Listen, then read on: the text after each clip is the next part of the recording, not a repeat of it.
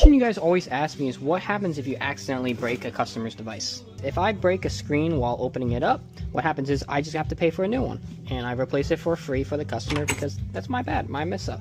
Now, me and all my employees are really good about being careful with parts and not damaging things, but unfortunately life does happen, and certain times you will run into a little mistake where something will break.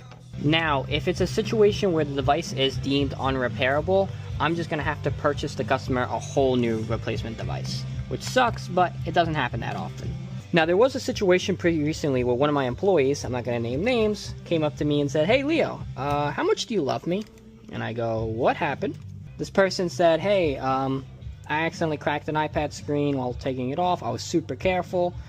And I was like, "All right, well, how much is it? Like $300-400? And it turned out it was one of the iPad Pro 13 inches, the brand new ones. And those screens are pricey. I believe it was close to $900. Now, this employee is super careful and it very rarely will break a screen or damage any parts while working on stuff.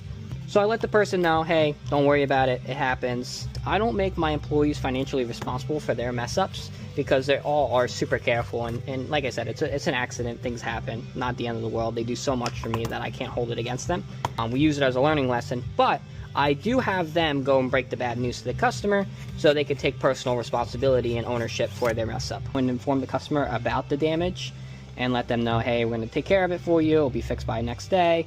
And usually we'll offer a discount too on the repair for the inconvenience. Fortunately, in that situation though, customer did not give a care in the slightest, and it was an Apple original screen we put back on. A $900 mess up is a really bad mess up. However, life ain't perfect. I'm sure as hell know I make tons of mistakes, so why take it out on your employees?